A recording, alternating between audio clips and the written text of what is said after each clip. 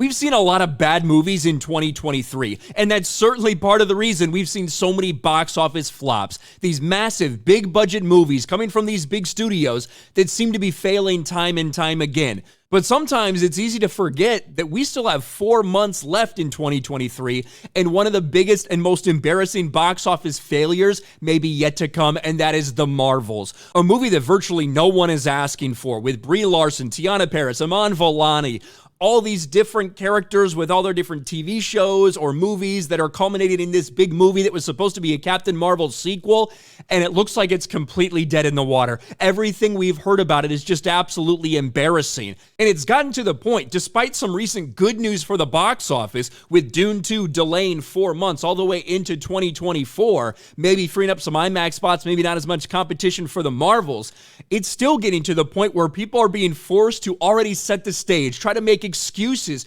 and admit that this thing might be a box office disaster. 9 upcoming Disney movies we're worried about after 2023's box office struggles. This was just a few weeks ago, and The Marvels is absolutely right here on this list. And now we're starting to see articles like this. Is The Marvels headed for a box office crash? With The Marvels headed to theaters soon, too much MCU content and not enough marketing might turn this blockbuster hit into a box office dud. And you can see where they're going. They're like, well, it's fatigue. There's just so much stuff out there. And, they're not going to be able to promote it because of the strike. The actors won't be able to go on late night shows and promote their movie.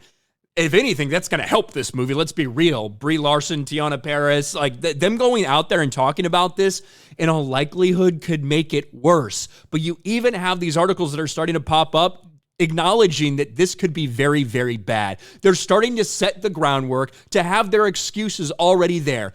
Well, it's because of the strike. Well, just superhero fatigue. It's bad shit fatigue. That's what it is. Whether it's with superhero shit or live action remakes or animation, it's bad shit fatigue. People are tired of bad garbage. If everything coming out from the MCU was a banger, if Secret Invasion was an actual good show, then there wouldn't be fatigue. People would be hungry and ready for the next part of the story. But they're not, because this shit isn't good. But let's look and see where they're coming from in this article. Disney's been working hard to build up excitement for the Marvels, but unforeseen issues around the movie's release might kill its momentum and leave it dead on arrival before it even reaches the box office.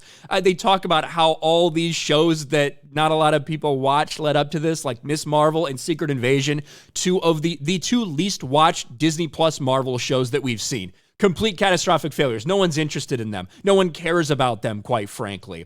And now, the Writers Guild of America went on strike, who were later joined by the Screen Actors Guild. This union of industry workers fighting for contract updates, pay increases, and fair treatment was long overdue. However, actors are no longer allowed to promote new projects. How can the Marvels attract viewers without relying on the foundation of publicity?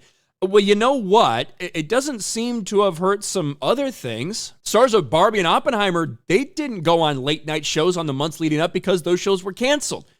For the 2 months leading up to the release of those things, Jimmy Kimmel, Jimmy Fallon, all these people, they were on writer strikes because they can't write their own shit. So they weren't going on late night shows to promote it. Certainly didn't hurt Barbenheimer, did it?